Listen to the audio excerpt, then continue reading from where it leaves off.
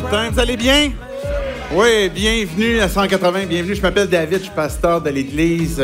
Bienvenue encore une fois. Ça a déjà été fait par Valérie, mais je suis content de pouvoir vous accueillir, que vous soyez familiers, que ce soit la première fois que vous soyez de passage. Bref, on est content de passer ce temps-là avec vous. Et Valérie a dit que c'était une question surprise ce matin. C'est parce qu'elle ne savait pas c'était quoi. Elle avait oublié de me le demander. Hein. On a une série qu'on a commencée il y a quelques semaines, les questions de Jésus. Jésus a posé plusieurs questions à travers les évangiles. En fait, on en a répertorié plus que 300. Il y en a évidemment qui vont se répéter à travers les différents évangiles. Mais Jésus, c'était un moyen qu'il utilisait pour parler aux foules, pour parler aux gens, en posant des questions et puis pour amener finalement une réflexion, puis qu'on puisse avoir peut-être certaines idées préconçues qui vont être peut-être un peu confrontées pour qu'on puisse aller plus loin. Et la question qu'on a ce matin, que Jésus a donnée dans un moment clé, c'est cette question: pourquoi m'appelez-vous Seigneur, Seigneur, et ne faites-vous pas ce que je dis? C'est une excellente question qui, je trouve, mérite justement réflexion, à savoir, mais pourquoi est-ce qu'on appelle Jésus Seigneur et qu'on ne ferait pas ce qu'il dit? Je vais vous inviter à tourner déjà avec moi pour lire ce texte-là dans Luc, au chapitre 6. On va lire les versets 46 à 49. Et cette question-là, je l'ai pris un peu en sandwich dans un contexte que je vais vous expliquer dans quelques instants. Mais à partir du verset 43, vous allez avoir la fin d'un discours et ensuite la conclusion presque de ce grand discours-là. Donc, Luc 6, verset 43, « Un bon arbre ne porte pas de mauvais fruits, ni un mauvais arbre de bons fruits. En effet, chaque arbre se reconnaît à son fruit.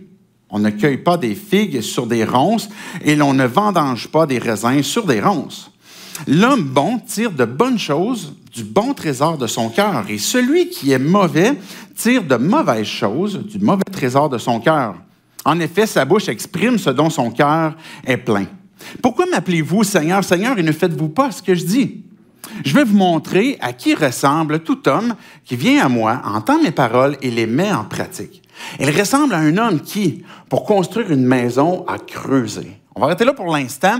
Peut-être que vous connaissez la suite. J'aimerais qu'on puisse prier, que Dieu puisse venir parler à nos cœurs, chacun d'entre nous, peu importe là où on est dans notre découverte de qui est Dieu, et puis qu'il puisse nous montrer justement ça veut dire quoi pour nous, cette question-là. Dieu, on va te dire merci pour ce texte qu'on vient de lire, cette question, Jésus, que tu viens de nous donner. Notre prière, ma prière, c'est que tu puisses venir parler à mon cœur, que tu puisses venir parler à chacun d'entre nous, et que peu importe Dieu, là où on est, tu nous connais, que tu nous pousses la réflexion plus loin à savoir, mais qu'est-ce que ça veut dire pour nous?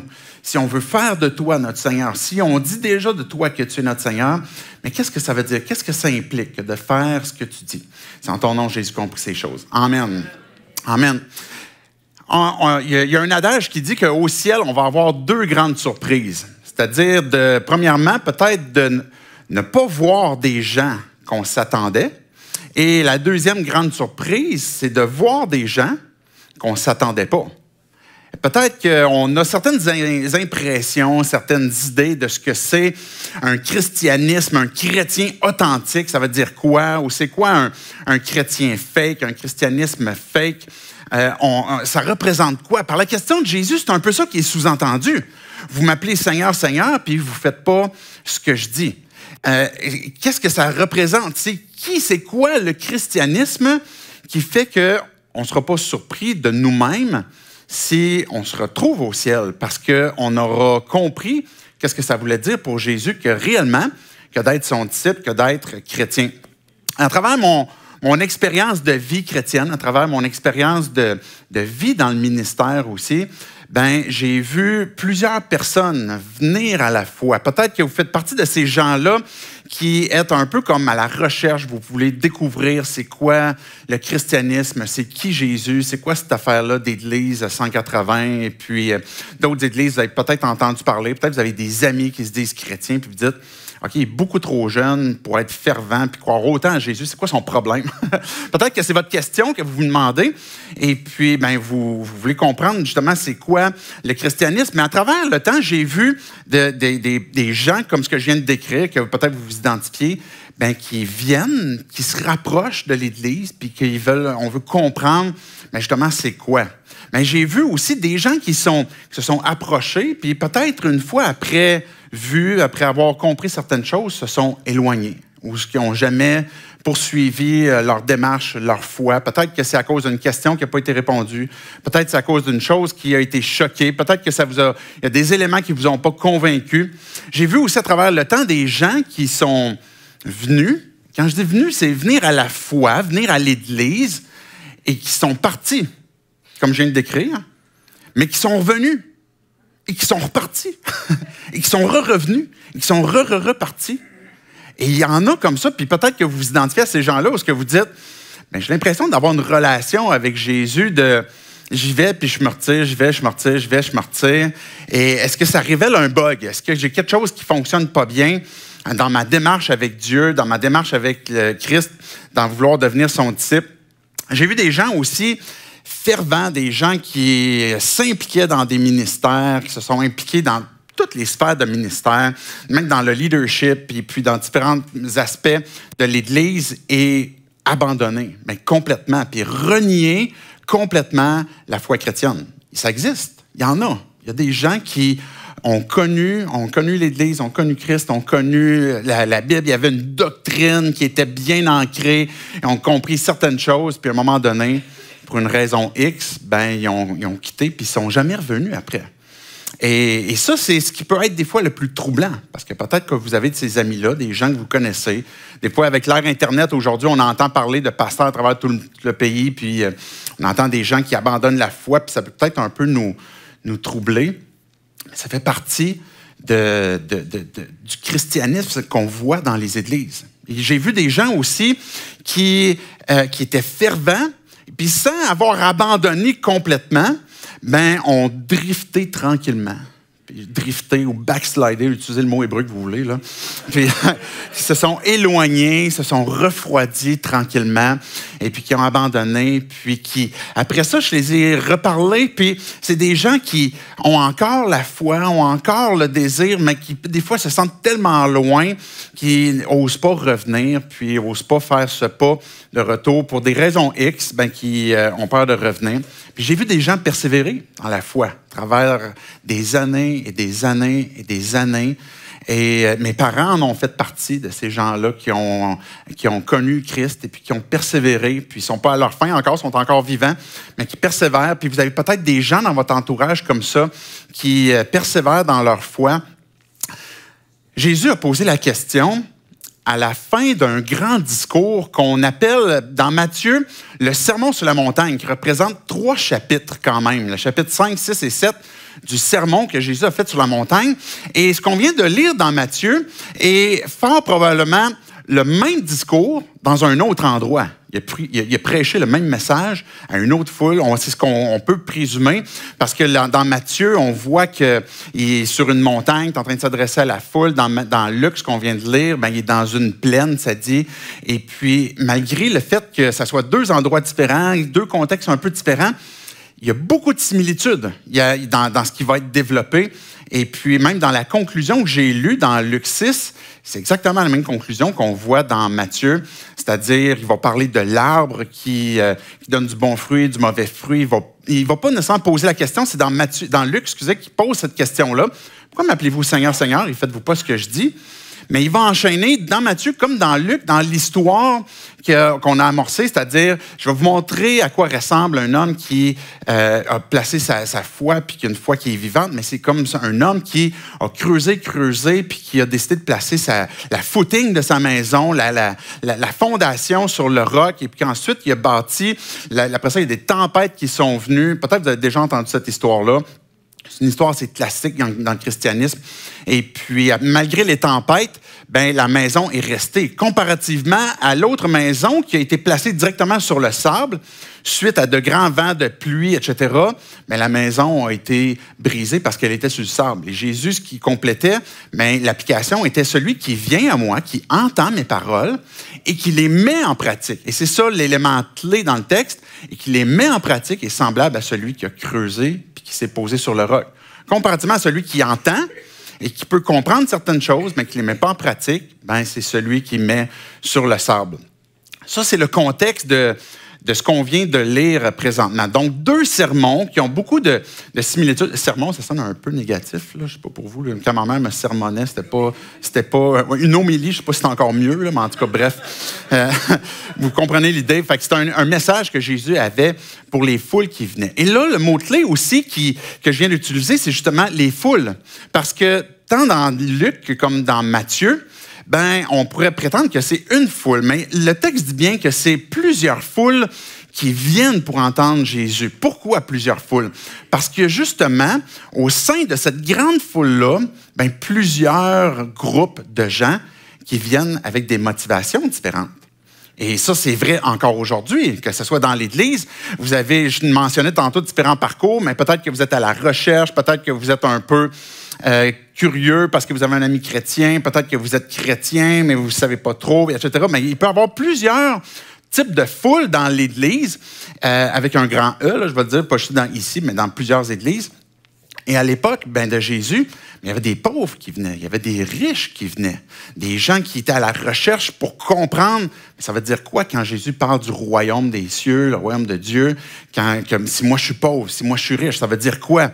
Et il s'adressait à des femmes, à des hommes, à des enfants. C'était différentes foules. Il y avait peut-être un groupe de jeunesse qui venait. « Hey, cet après-midi, on va écouter Jésus. Il fait du pain, il fait du poisson, c'est vraiment cool. » Puis là, il amenait les jeunes. Il y avait peut-être il y avait des gens qui...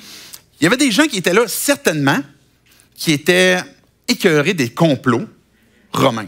Et ça existait, là. Il y en avait, là, des complots. Là. Puis à l'époque, avec ces Romains, c'est sûr qu'il y en avait. Puis il y en avait même un dans la gang à Jésus, qui était le Zélote. Simon le Zélote, celui qui était zélé pour comme renverser, justement, les Romains. Enfin, il y avait des gens qui étaient écœurés des complots, puis qui venaient à voir écouter Jésus. Puis qu'est-ce qu'il a à dire, lui, justement, par rapport aux Romains? Qu'est-ce qu'il a à dire, lui, par rapport à l'empereur? Qu'est-ce qu'il a à dire par rapport aux différents chefs romains qui nous ont peut-être fait du mal? D'un autre côté, il y avait peut-être des gens qui venaient dans les foules, un type de foule qui était des gens qui étaient plutôt, justement, d'allégeance aux Romains, qui étaient favorables parce qu'ils se disaient, là, notre nation, elle est plus prospère, elle est plus riche, on a des routes maintenant, tous les chemins mènent à Rome, ça, c'est cool. Et puis, il y avait des gens qui étaient à la recherche d'une allégeance face à Rome. Il y avait des gens qui étaient à la recherche de sens. On veut comprendre qu'est-ce que Jésus dit, ce qu'il dit. Il n'enseigne pas comme nos autres enseignants. Ça nous fait du bien quand il nous parle. Ça donne du sens à des choses qu'on cherche. Il y avait des gens qui étaient à la recherche de spiritualité. Et pas parce qu'on est à la recherche de spiritualité qu'on a trouvé la bonne spiritualité là, qui vraiment va étancher une soif. Parce que peut-être encore de nos jours, on peut chercher de différentes façons une forme de spiritualité, que ce soit à travers une forme de, je ne sais pas moi, astrologie, à travers des différents groupements religieux, à travers, c'est mon grand-père, je ne sais pas moi, qui est au ciel, qui prend soin de moi. On peut avoir différentes formes de spiritualité. Et puis que, là, quand Jésus parle, il semble avoir quelque chose qui peut apporter, puis peut-être que je peux ajouter ça comme sauce dans ma recherche de spiritualité. Il y avait des gens qui étaient peut-être à la recherche de différentes relations parce qu'ils se sentaient isolés, des gens qui étaient à la recherche de guérison, de pardon, de justice, de réconfort, d'espérance, de liberté, de paix, de vérité, de direction, de réconciliation. Il y avait plusieurs foules avec différentes motivations puis qui venaient pour écouter Jésus. Puis dans le sermon sur la montagne, je prends le temps de mettre la table pour qu'on puisse comprendre pourquoi Jésus a posé cette question-là. Dans le sermon sur la montagne, puis qu'on voit aussi dans Luc, on voit que Jésus va contraster des pères dans ce sermon-là. Des pères qui vont contraster, par exemple, il va dire « Nul ne peut avoir 2 maîtres. Soit c'est Dieu, soit c'est Mammon. » Mammon était l'idole en lien avec l'argent. Moyen, je me souviens pour le retenir, là, c'est Mammonet, Mammon, c'est mon Dieu. Le Dieu, ça devient mon idole, c'est ce que je veux servir. Et Jésus il disait, tu peux pas avoir, puis utilise Mammon, ou n'importe quelle autre idole que tu peux avoir, que ce soit, par exemple, moi, je veux être approuvé, je veux avoir le pouvoir, je veux avoir une forme de reconnaissance, pour moi, c'est le plaisir, ça peut être peu importe ce que ce serait. Mais nul ne peut avoir 2 maîtres. Fait qu'il faut mettre en comparaison ces 2 maîtres-là. Il va y avoir une autre comparaison aussi, un contraste de pair entre 2 types de trésors. Le trésor céleste, le trésor terrestre. Le trésor terrestre qui peut-être apporte une joie momentanée, mais le trésor céleste qui ne va jamais se corrompre. Ou bien il va parler de 2 types de religions.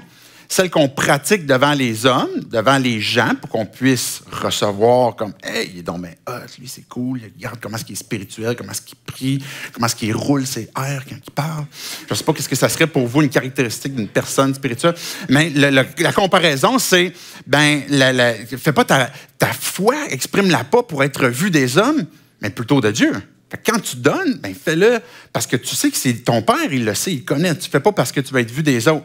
Il va y avoir une autre comparaison aussi qui va être, il va parler de jugement. Donc, 2 types de jugement qui va s'exercer. Il va parler de 2 chemins.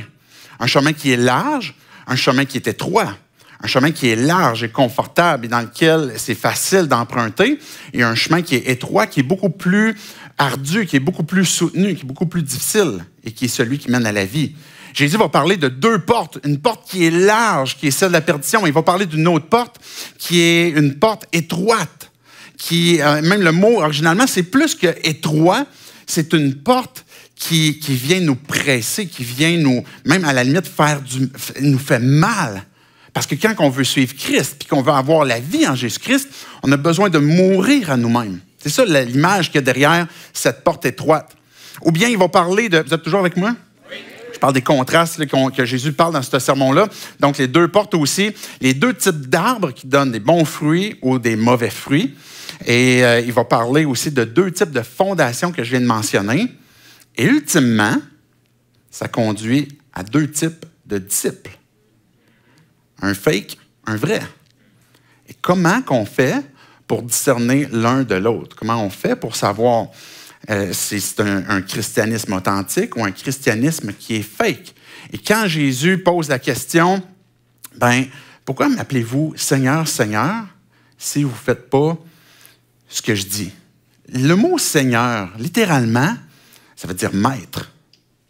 Donc, on emploie le mot en lien avec Jésus.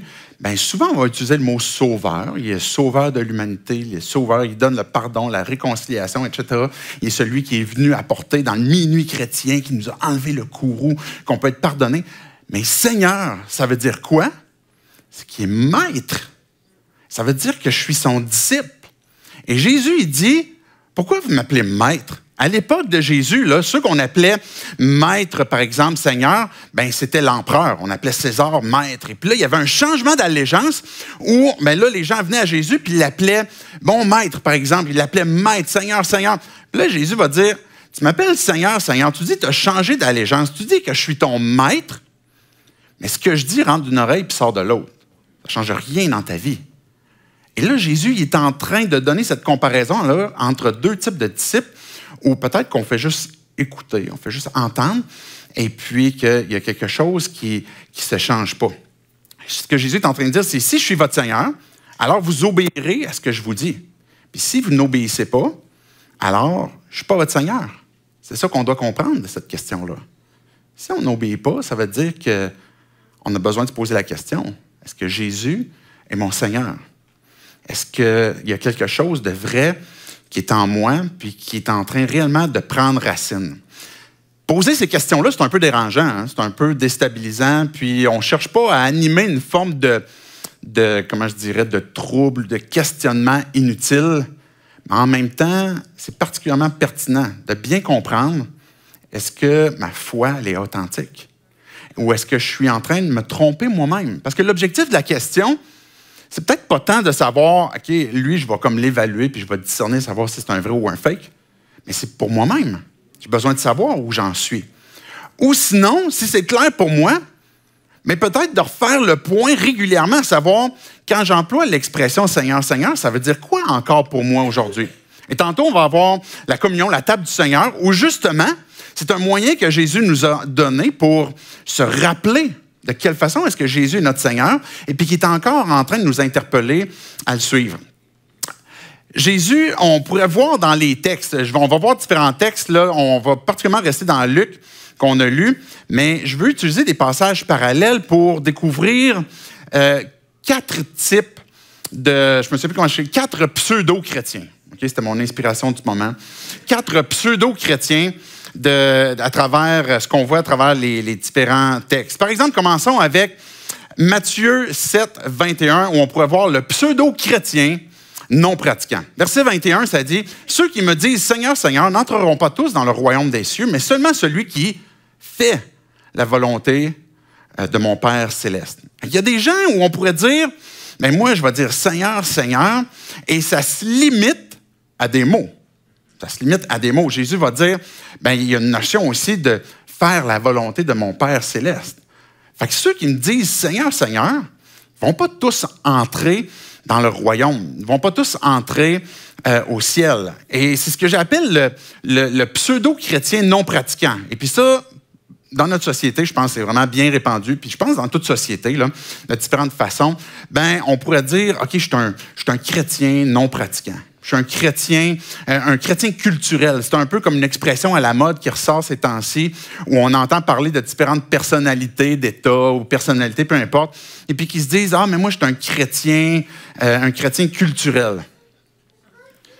Okay? J'ai un mot qui n'est pas approprié pour décrire ce type de christianisme-là, que je ne dirais pas, mais c'est clairement un faux christianisme ou opportuniste pour utiliser une étiquette pour essayer peut-être de gagner certaines faveurs, essayer de s'identifier à certaines choses avec différentes intentions. Et c'est un pseudo-christianisme. Mais peut-être qu'à une plus petite échelle, on peut s'identifier à ça, sans nécessairement dire que je suis un homme d'État, je veux comme politiser le truc et puis je veux être accepté à cause de ça. Ben, peut-être que pour toi, tu te dis, ben oui, moi, je suis un chrétien, j'aime ce que l'Église dit, j'aime ce que Jésus peut dire, etc. Mais tu sais, ça n'a pas d'impact sur ma vie. Parce que même si Jésus me dit, par exemple, d'aimer mon prochain puis de tendre l'autre joue, oublie ça, tendre l'autre joue, moi, j'y tends mes deux mains. T'sais, ou bien, si Jésus me demande d'aimer mes ennemis, oublie ça, aimer mes ennemis, je ne ferai pas ça. D'avoir, peu importe ce qu'il dirait sur la recherche du plaisir à travers la sexualité, à travers les différents plaisirs de consommation, à tort ou à raison, ben, j'ai pas envie que le christianisme ou ce que Jésus dit vienne changer mes habitudes de vie. Fait que je suis un chrétien qui est non pratiquant, puis oui, je vais dire Seigneur, Seigneur. Et peut-être que ça correspond à ce qu'on pourrait être, ou du moins, comme je disais, qu'on voit dans notre société certainement. Un deuxième christianisme, ben, je l'ai appelé le pseudo-chrétien, roulement de tambour, pseudo-chrétien émotif. OK, les émotifs, c'est les pires. Okay. C'est faux, OK, c'est pas vrai. J'ai des émotions, moi aussi, c'est ma femme qui les détient. Non, c'était pas planifié, c'était pas écrit. Pourquoi émotif? Parce que dans l'expression Seigneur, Seigneur, vous allez voir tous les textes qu'on a, que ce soit Matthieu, Luc, il y a 2 textes dans Luc, ben, il va employer l'expression Jésus en parlant de Seigneur, Seigneur. Pourquoi une redondance? Pourquoi est-ce qu'il y a une redondance? Parce qu'il n'y a personne qui parle réellement de même. Ben, il y a dans ce contexte-là, à travers la redondance de Seigneur, Seigneur, une emphase, quelque chose qui reflète justement un côté émotif, un côté même qui est cher au cœur de la personne, et puis il y a une émotivité, c'est la personne qui va chanter avec émotion, qui va avoir, qui va réagir aux différentes prédications, aux différentes choses, c'est la personne qui va mettre un pouce pour un like quand il écoute en ligne, peu importe. Ouais, ça ne veut pas dire que c'est une émotion, c'est mauvais, là. Mais on pourrait avoir ce type de christianisme qui vient attiser, qui vient animer une forme d'émotivité et qui ne veut pas nécessairement dire qu'il est authentique. Pas parce que l'émotion, elle est excellente, OK? C'est Dieu qui l'a créée. Je pense qu'il y a place à l'émotion, à l'émotivité, à l'expression. Je trouve qu'on est beaucoup trop morne en passant. Là. Je trouve qu'on pourrait être comme... Vous n'êtes pas obligé de me suivre. Hein? Moi, je peux être très expressif, mais ceux qui sont plus, c'est correct, allez-y. Là. On a besoin d'être beaucoup plus expressif. Ça fait partie des vérités bibliques.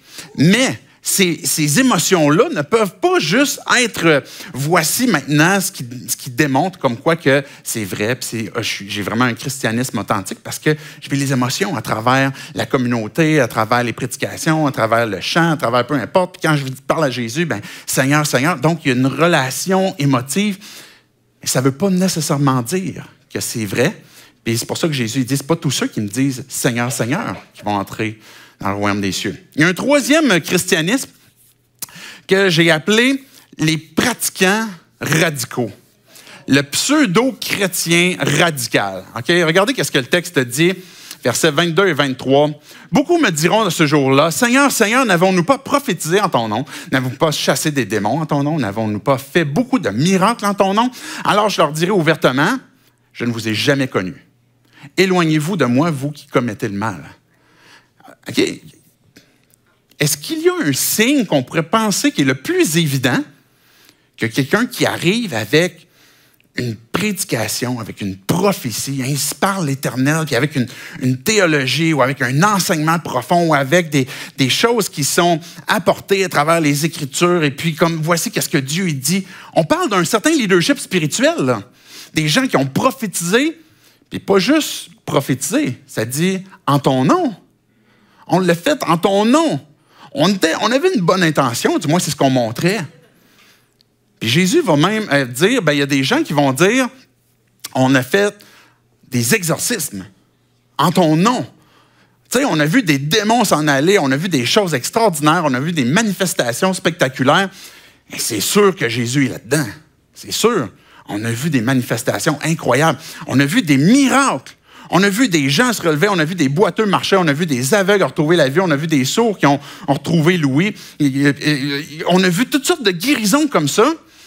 Et puis Jésus, il dit, je ne vous connais pas.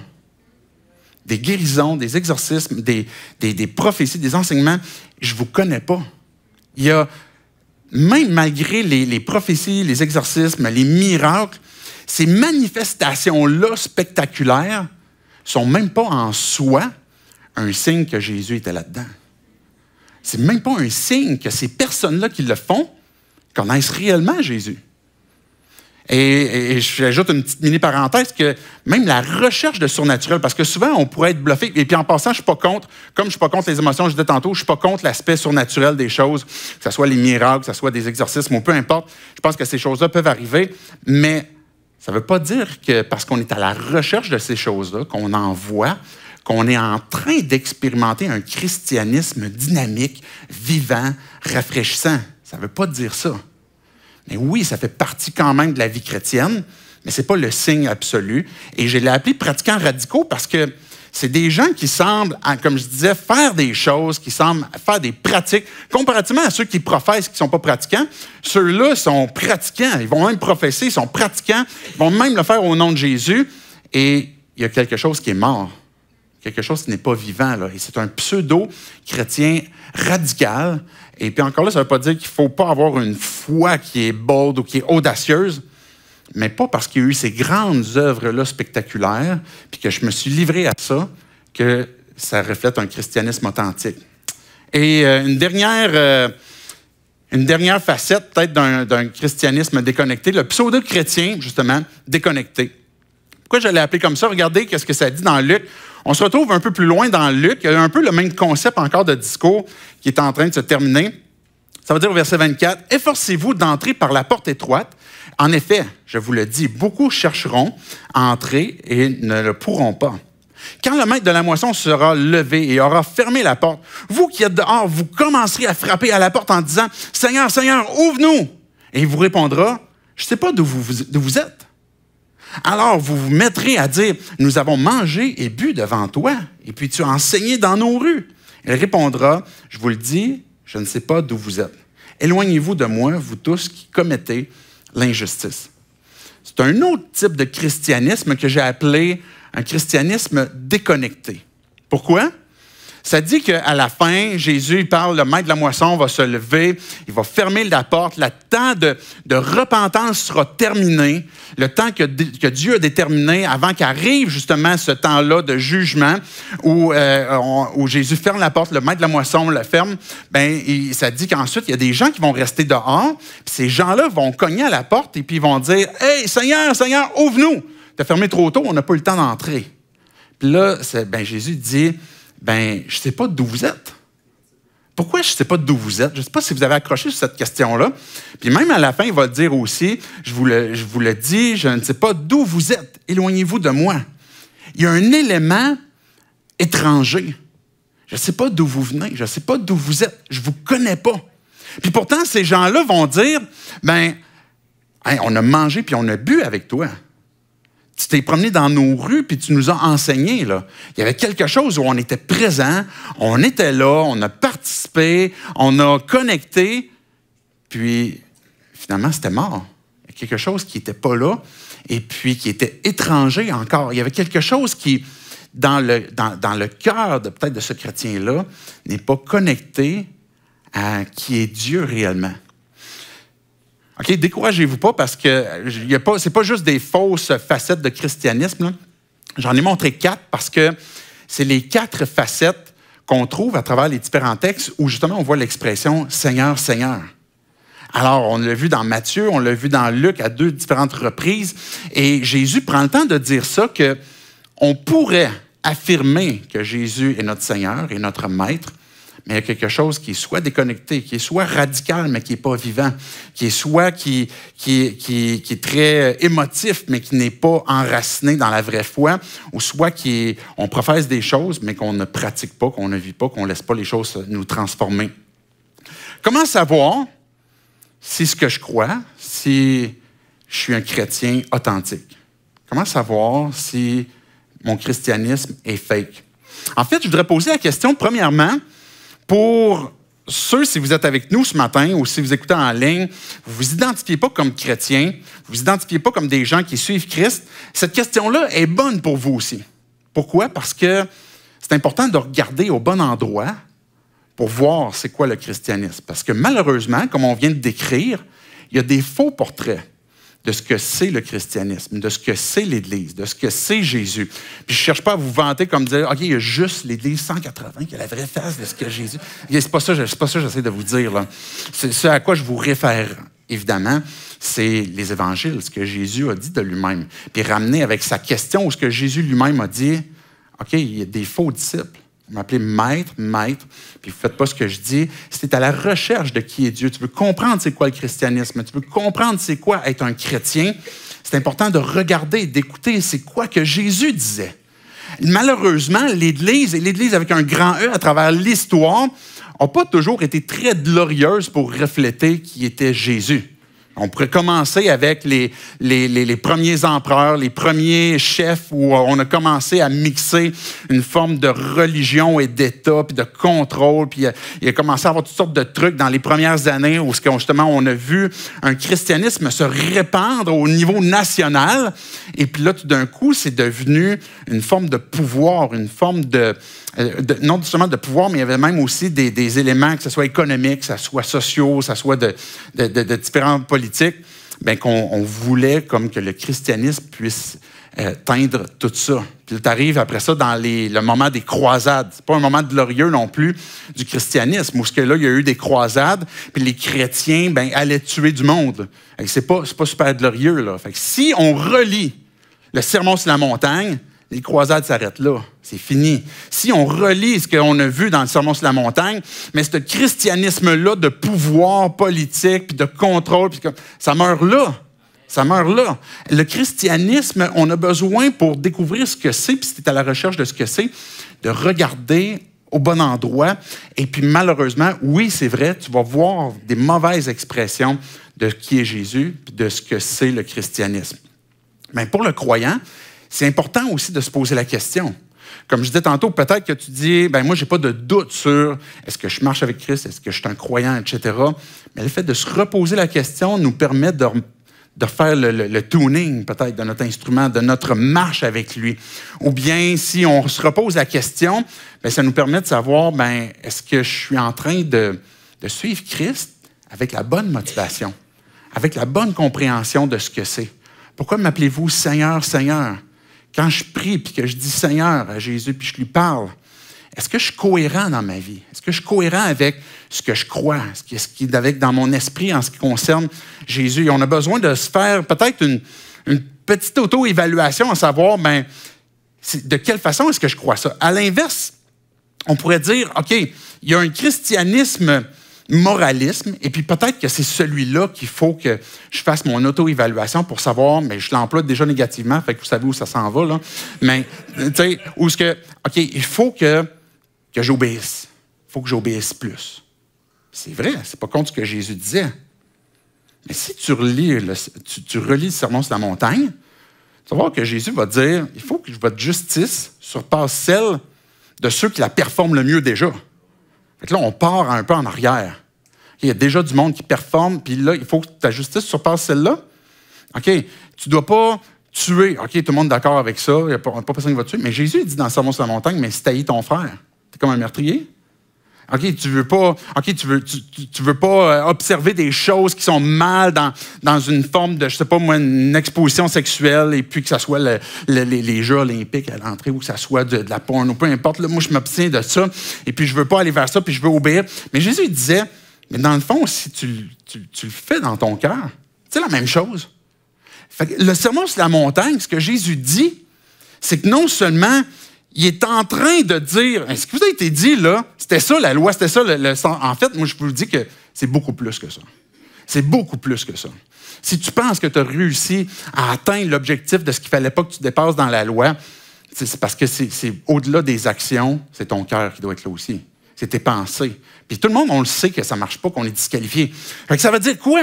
S'il faut que je fasse tout ce que Jésus me demande, si tu te dis, OK, je vais être encore plus radical, je vais être encore plus fervent, ça ne veut pas dire qu'il ne faut pas avoir ce désir que de plaire à Christ, mais tu ne performeras jamais assez. Tu vas toujours avoir une parole que Jésus va avoir dit que tu vas avoir manqué. Mais de l'autre côté, on pourrait dire, OK, on va aller vers une forme d'auto-évaluation qui va peut-être nous aider à relativiser tout ça. Une forme de relativisme moral. Et puis, bon, ce que Jésus voulait dire, nous montre qu'il est tellement élevé que, dans le fond, ce qui est important, c'est qu'on s'aime, qu'on s'accepte, qu'on soit bien, qu'on soit heureux. Ce qui est bon pour toi, c'est correct. Ce qui est bon pour moi, c'est correct. Et puis, on pourrait aller de l'autre côté et dire, ben ça, c'est le relativisme qui fait que peut-être que mon christianisme fait plus de sens. Mais dans les deux cas, c'est le chemin large qui mène à la perdition. Parce que dans les deux cas, on cherche à se sauver nous-mêmes par la performance de nos bonnes actions, de ce qu'on est capable, etc., ou par une forme d'attestation que ce qu'on fait est correct, puis que c'est pas si mal, de comparaison, etc., relativisme, et on cherche à se conforter dans quelque chose qui, finalement, ne nous sauve pas. On a besoin de poser cette question-là, savoir où j'en suis. Je fais juste quelques indices qu'on pourrait voir calqués avec le Sermon sur la montagne. Il va parler au tout début, plusieurs reprises, on l'appelle les béatitudes. Ce sermon commence avec « Heureux celui qui ». OK, Jésus, dans son sermon, il commence en disant que ceux qui ont la foi sont heureux. Est-ce que tu es heureux? Y a-t-il quelque chose qui, dans le fond de ton cœur, est un indice pour dire le fait d'appartenir à Christ, là, c'est pas parce que je deviens comme austère, je deviens pénible, c'est plate, c'est lourd, c'est souffrant. Il y a quelque chose qui, au fond de ton âme, apporte ce plaisir, cette joie, cette espérance que tu as. Donc, il y a déjà un indice comme quoi qu'un vrai christianisme devrait être teinté de par quelque chose qui apporte un bonheur. Et je ne suis pas en train de dire qu'il n'y a jamais d'épreuve, qu'il n'y a jamais de difficulté. Ça ne veut pas dire que tu pleureras jamais. Mais il y a quelque chose qui, profondément, est ancré là. Puis je vais revenir tantôt sur un des éléments du heureux. Peut-être aimer ton prochain est un indice aussi, à savoir, est-ce que je l'aime?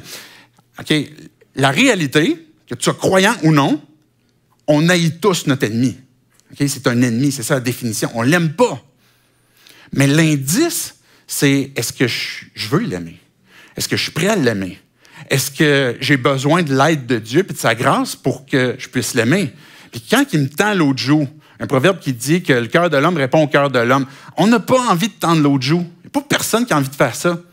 Mais la raison pour laquelle on le fait, c'est parce qu'il y a une motivation profonde. Fait que le fait d'aimer notre ennemi, d'aimer notre prochain, c'est parce qu'il y a quelque chose qui profondément a été transformé au fond de notre cœur puis que ça laisse un indice de ce que je veux te donner. Par exemple, on voit dans le Sermon sur la montagne, on parlait d'heureux, d'aimer son prochain ou de donner. Mais pourquoi est-ce que je veux donner? Pourquoi est-ce que je veux prendre soin? Heureux les pauvres en esprit, car ils hériteront du royaume. Ça veut dire quoi, ça? Ça veut dire qu'il ne faut pas que tu sois intelligent pour venir à Christ. Et heureux les pauvres en esprit. Fait que si tu n'es pas trop wise, c'est pas ça que ça veut dire. C'est pas ça que ça veut dire. Littéralement, c'est que les pauvres en esprit, c'est qu'on reconnaît notre faillite spirituelle. Ça veut dire qu'on reconnaît qu'on est immensément pauvre au sens spirituel, qu'à un point qu'on n'a rien qu'on peut se payer de Dieu. Et la seule chose qu'on peut faire, c'est de venir à Christ et d'être mendiant.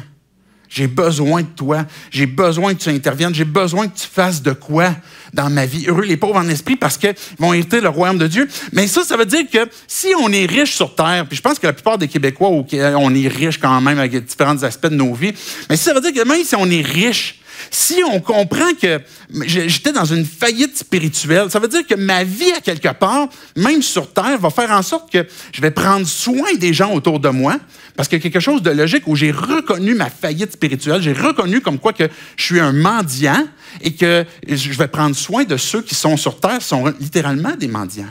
Et c'est ça que la justice de Dieu, quand on parle de rechercher sa justice, c'est que je comprends qu'est-ce que Dieu a fait dans ma vie, et puis je veux l'expérimenter aussi en redonnant. Et c'est une des raisons pourquoi Jésus disait, il est extrêmement difficile aux riches d'entrer dans le royaume, parce qu'ils ont de grandes richesses. Mais quand on comprend notre faillite spirituelle, on comprend que ce qu'on a sur terre n'est pas si grand tellement en richesse, mais qu'on peut maintenant redonner. Fait un de ces indices-là, dans le Sermon sur la montagne, Jésus disait, on prend plaisir à donner, on prend plaisir à prendre soin avec ce que Dieu nous donne. Notre propre cœur, est-ce qu'il nous préoccupe plus que le péché des autres? Il y a des groupes dans notre société qui peut-être viennent t'offusquer de par leur choix. Et puis peut-être que le moyen qu'on trouve, c'est de participer à différents trucs, que ce soit des marches, que ce soit de poster sur peu importe qu'est-ce que ce serait, qu'est-ce que tu es dans un réseau social pour montrer comme quoi que on n'est pas d'accord. Puis je ne suis pas en train de dire comme là, tu as vraiment mal agi si tu as fait ça. Mais la question que je me pose, c'est est-ce que mon cœur me préoccupe plus que le péché des autres? Et ça, je pense que c'est un indice d'un vrai christianisme. C'est ce que Jésus il disait quand il parle du bon trésor de son cœur. C'est-à-dire qu'on comprend que le mal que je fais, mais c'est par de Dieu. Que si le péché des autres m'importe beaucoup plus que mon propre péché, le propre mal que moi je fais, j'ai peut-être pas compris l'Évangile. J'ai peut-être pas compris la gravité de mon propre péché. J'ai peut-être pas compris la profondeur et la grandeur de la grâce que j'ai besoin pour être sauvé. Et un croyant qui comprend ça, un chrétien qui comprend ça, il ne faut pas se mettre à juger en regardant constamment. Puis Jésus, Christian a prêché là-dessus il n'y a pas si longtemps. Pourquoi est-ce que tu penses que tu peux enlever la paille dans l'œil de ton prochain quand tu as un poteau de téléphone dans ton œil? Il y a quelque chose qui devrait nous ramener à notre propre cœur, qui est un indice à savoir où j'en suis, moi. Je peux dénoncer bien des affaires, mais est-ce que je suis conscient de mon propre cœur, du besoin de la grâce, puis du pardon que Dieu m'a donné, puis la profondeur que j'avais de besoin pour qu'il puisse intervenir dans ma vie? Est-ce que vous êtes toujours là? Oui. C'est bon, ça ne fait pas trop mal, là? OK.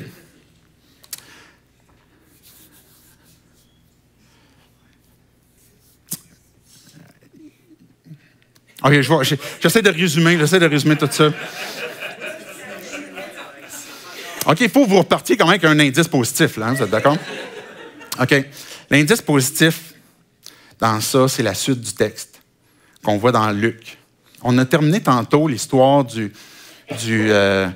sermon qui était sur la plaine. Puis Jésus a posé la question, il m'a appelé Seigneur, Seigneur, puis pourquoi ne faites pas ce que je dis?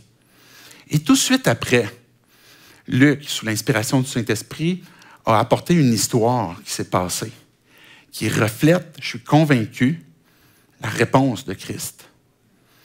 C'est un homme qui est un Romain. Luc 7. Je vais vous le résumer dans mes mots. Puis, je ne vous ai pas apporté le texte parce que je veux que vous puissiez retourner cet après-midi, au courant de la semaine, et relire ce texte-là. Et puis, tirer les leçons pour votre propre cœur à travers cette histoire-là qui nous a été laissée, qui répond à la question de Jésus. Cet homme-là, c'est un Romain, un centurion, un homme qui a de grands biens, qui est riche, qui a une autorité. Puis c'est un homme c'est un Romain, je le disais, là, c'est pas un Juif. Okay? C'est une personne d'une autre nation, puis c'est l'ennemi. C'est l'ennemi des Juifs, là.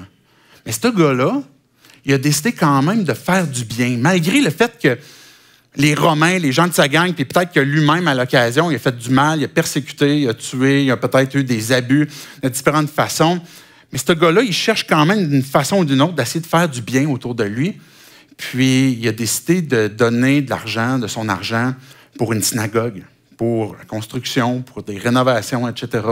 Puis il voulait faire du bien aux Juifs. À un moment donné, ce gars-là, il y avait un serviteur qui était à son service, évidemment. Et puis, ce serviteur-là a commencé à être malade à un point qu'il était sur le point de mourir. Fait qu'il a fait envoyer le centurion, il a fait envoyer des anciens d'Israël, des gars qui connaissent bien la loi de Moïse, qui connaissent bien les différents écrits, des anciens, puis il y avait des contacts, ce centurion-là. Fait qu'il va chercher une couple d'anciens, puis les envoie vers Jésus, puis il dit, parle à Jésus, puis supplie-leur. Je vous demande de lui supplier comme quoi qu'ils viennent faire de quoi pour mon serviteur. Il aimait son serviteur. C'est un bon gars, dans le fond, là. C'est un bon Jack. Fait que les gars arrivent, les anciens d'Israël arrivent devant Jésus, puis il dit, Jésus, il faut que tu viennes voir le serviteur d'un de nos amis. C'est un Romain, c'est un centurion, mais il mérite que tu fasses de quoi? Je vais vous lire la phrase qu'ils ont dite. Il mérite que tu lui accordes cela, car il aime notre nation et c'est lui qui a fait construire notre synagogue. Il mérite que tu viennes, parce qu'il a tellement fait de bon.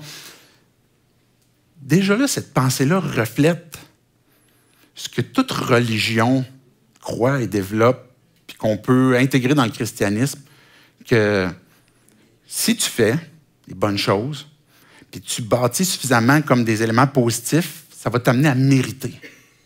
Fait que tu vas mériter, puis là, tu vas pouvoir apporter ça à Dieu, puis là, il va faire de quoi en échange. Et ça, cette pensée-là, elle peut être subtile, même chez des chrétiens de longue date. On entend que, oui, la grâce de Dieu, elle est gratuite, on ne devrait pas comme l'accueillir, mais on fonctionne quand même au mérite. Fait que Jésus entend cette phrase-là, puis Jésus, comme ce qui est, ben, il y va, parce qu'il aime.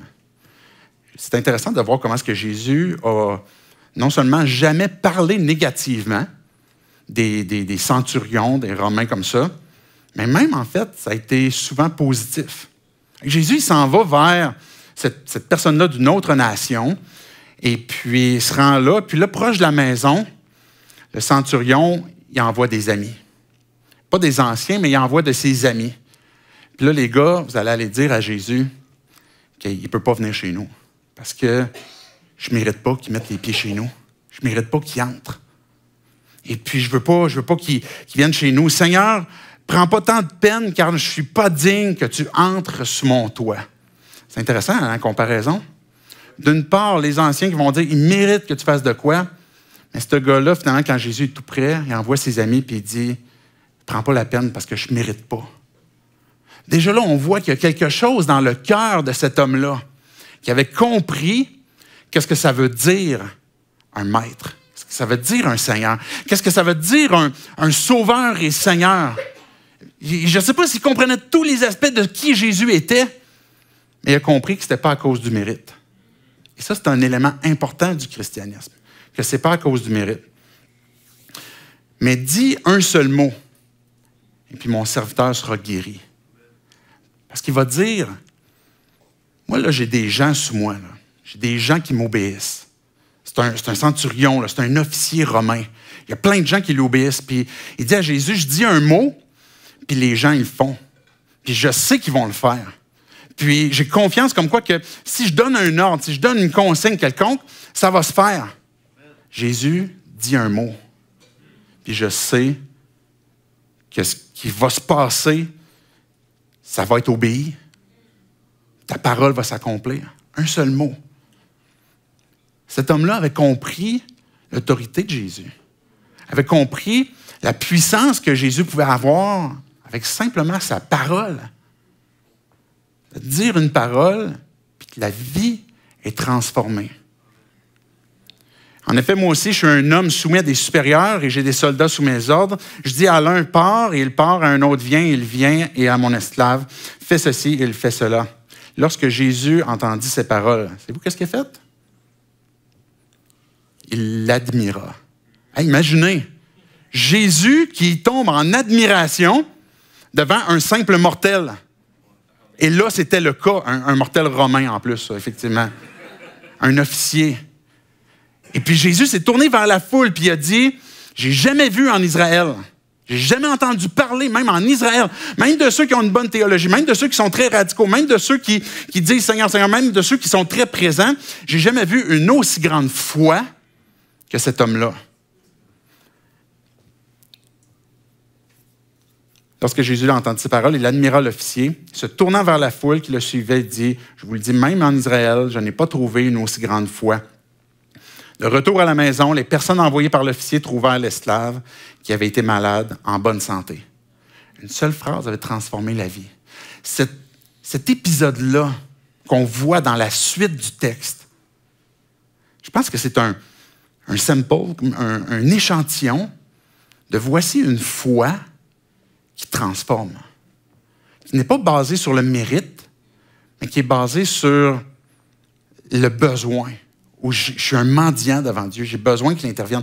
Mais je comprends aussi que ce que Jésus va dire a toute autorité, à un point que même sur la santé de mon esclave, quand Jésus parle à nos vies, quand Jésus décide d'intervenir dans nos vies, il a toute autorité et toute capacité de pouvoir le faire.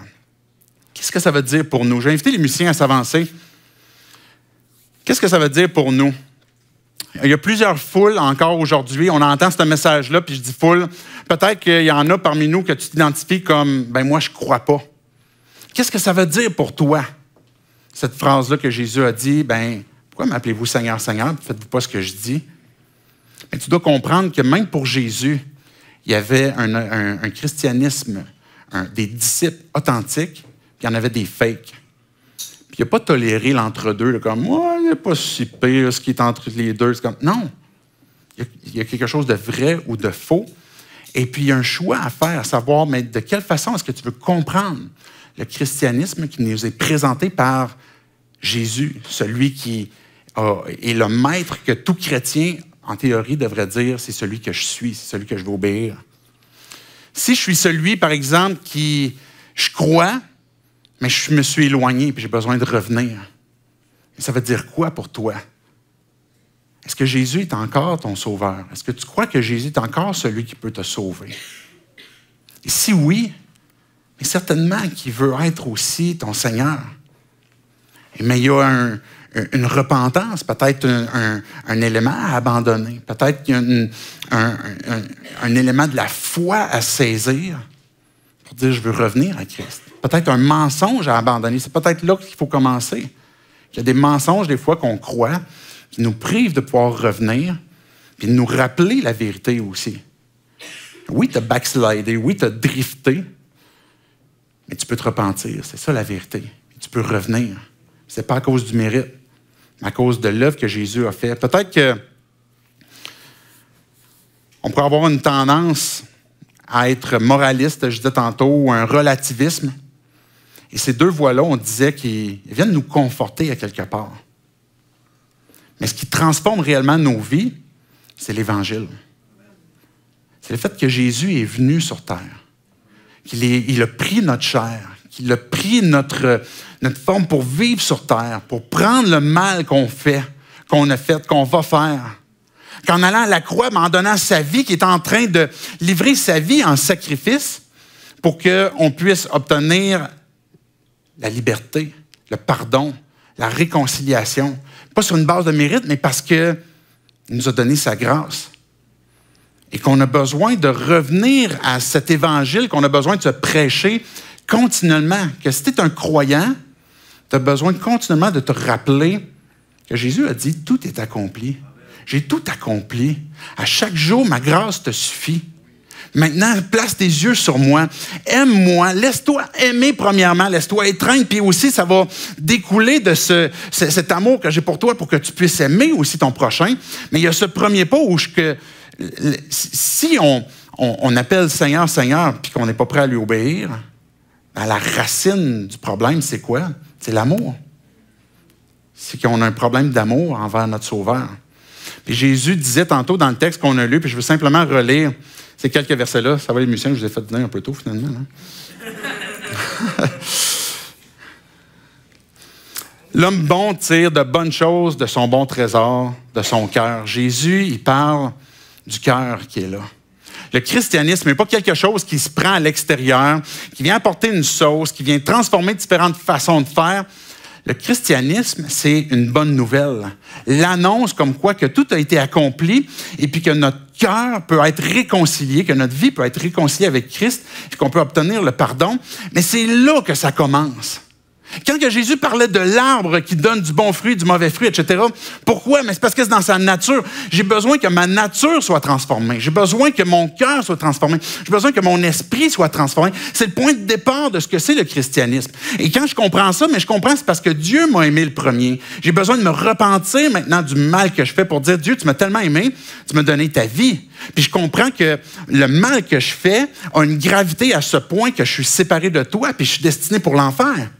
Mais le sacrifice que tu me donnes, c'est pour que je puisse avoir la vie, puis que maintenant, ma vie puisse être transformée. Ça veut dire que mon ennemi, c'est difficile à l'aimer, mais je comprends maintenant pourquoi je vais l'aimer de plus en plus. Quand j'ai de la misère à attendre l'autre jour, mais je comprends pourquoi je vais le faire. Et l'homme bon tire de bonnes choses de son bon trésor. Le cœur a besoin d'être transformé, premièrement, et le christianisme, c'est pas un savon qui va te laver de l'extérieur pour que tu sentes le bon chrétien. C'est pas ça. On va avoir la communion. L'équipe musicale va commencer dans un instant. Pendant le premier chant, je vais vous inviter à vous avancer, à venir prendre une coupe.